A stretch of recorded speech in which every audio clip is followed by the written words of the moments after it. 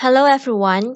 Today to explain the ADCampus solution wild terminal to obtain the service address process and the troubleshooting ideas when terminal cannot obtain the IP address.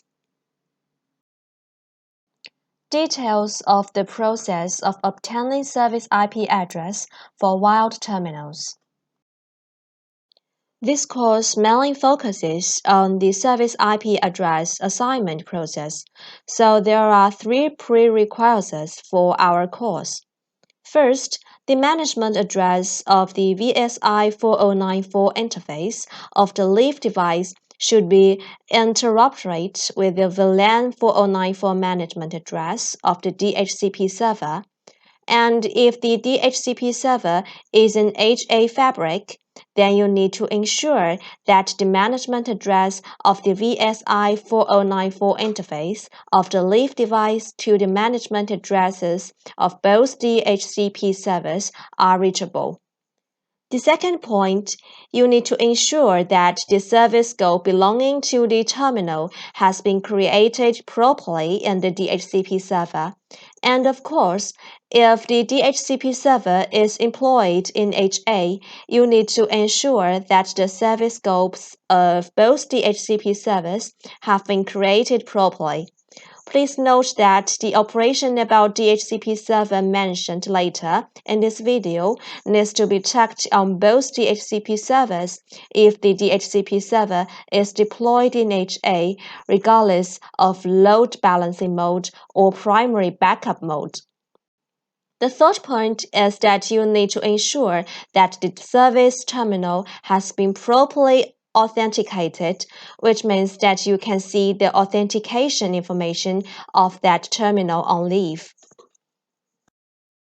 Next, we will explain the process of obtaining address for service terminal in detail. In the ADCampus solution, the access device is used as a layer 2 switch to connect the service terminal, which is a DHCP client. The leaf device is used as a DHCP relay agent to undertake the DHCP relay function, and the spine device is responsible for forwarding the messages to the DHCP server.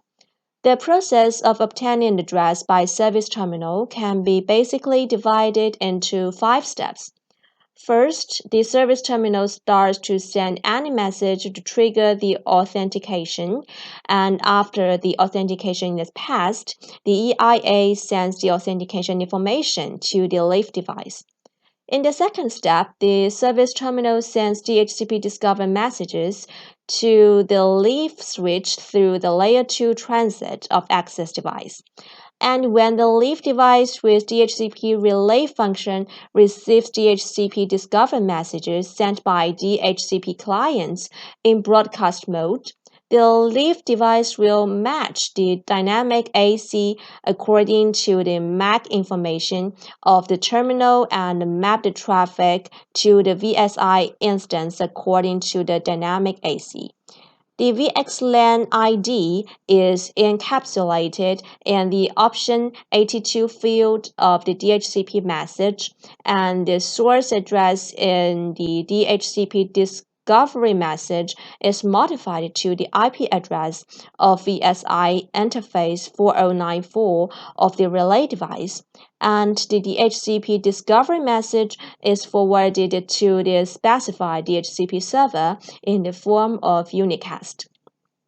Step 3. After receiving the DHCP discover message, the DHCP server identifies the VXLAN ID information carried in the option 82 field of the DHCP discover message, matches the scope to switch the service terminal belongs according to the VXLAN ID information, and then assigns the IP address of the corresponding scope to the service terminal through the DHCP offer message, and forwards the DHCP offer message to the service terminal through the DHCP relay. In the fourth step, the service terminal receives the DHCP offer message and sends the DHCP request message in broadcast mode and confirms the required IP address in the option 50 field of the DHCP request message. Finally, after receiving the DHCP request message, the DHCP server confirms that the requested address in option 50 is the same as the one assigned by the terminal and then replies with the DHCP ACK. Then the process of the obtaining service IP address is completed. We have just explained the general process of obtaining an address on a service terminal under normal circumstances, but in actual network, for various reasons, the business terminal cannot obtain an address. Next, we will focus on the troubleshooting ideas when the service terminal cannot obtain an address. According to the process of obtaining address by service terminal, it can be divided into three parts for troubleshooting.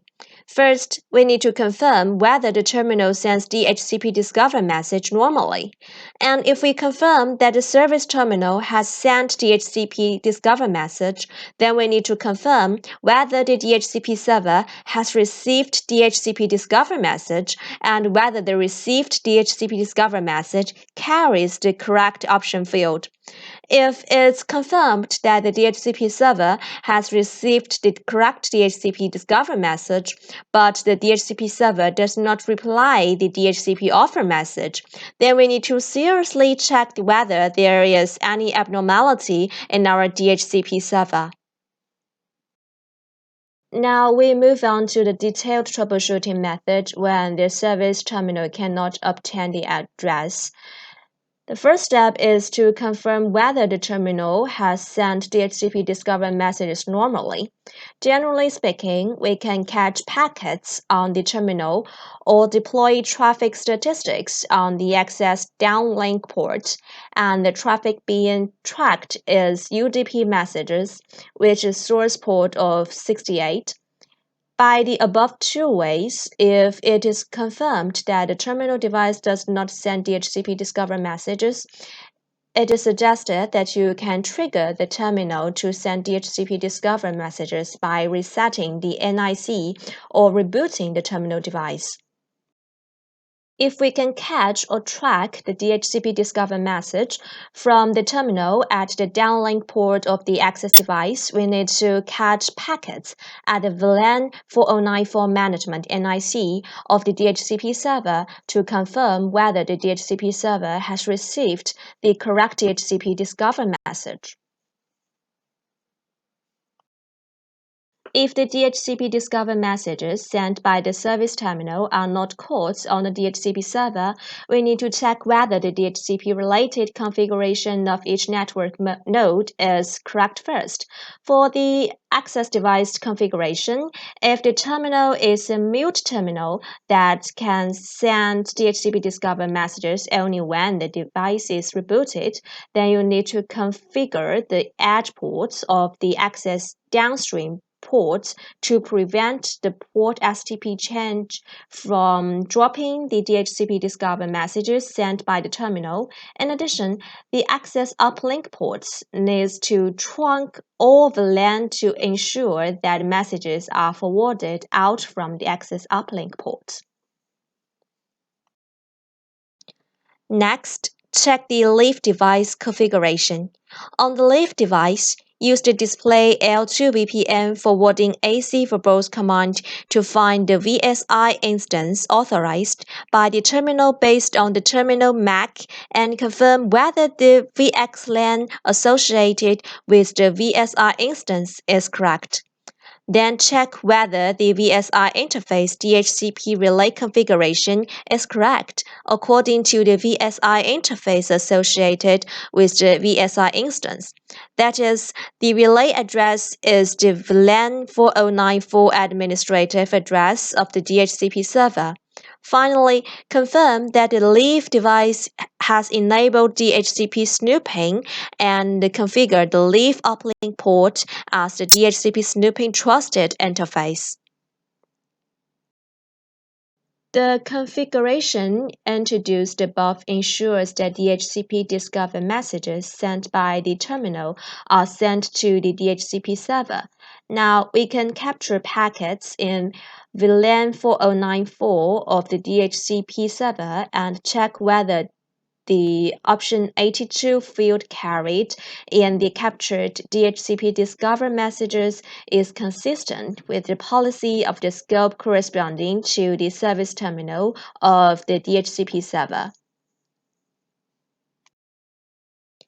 If the captured messages sees that the DHCP server received the correct discover message but did not reply to the author message, then it is caused by an exception in the DHCP server. Generally, there are three common reasons as follows. The first one is that the VLAN 4094 scope is not configured in the DHCP server. If not, you need to add the VLAN 4094 scope in the DHCP server correctly. The second one is that the process of DHCP server is not started normally. We can log in the system of DHCP server and open the task manager to check the process status of DHCP server, which is running under normal circumstances. If the DHCP server status is stopped or other non-running status, you can try to restart the DHCP server process to recover. The third possibility is that the port required by DHCP server is occupied by other programs. Microsoft DHCP server uses port 67. If port 67 is occupied abnormally, DHCP server cannot assign addresses to clients normally. We can log in the background of DHCP server, filter the keyword 67 by netstat-ano command, find the process number that occupies port 67, then open Task Manager to confirm the corresponding process according to the process number. Normally, it should be DHCP server. If it's occupied by other programs abnormally, close the corresponding program. Finally, let's review together the key points to troubleshoot the inability of the wide service host to obtain IP address. First of all, we can make sure that the service terminal sends out DHCP discover messages through the packet capture or traffic statistics. Further, we need to ensure that the network node responsible for forwarding DHCP packets is properly configured. If the DHCP server normally receives DHCP discover messages but does not reply to the offer messages, we need to check whether the DHCP server scope is correctly configured, whether the process is normally started, and whether the port number is occupied by other programs. This is the end of this lecture. Thank you for your attention.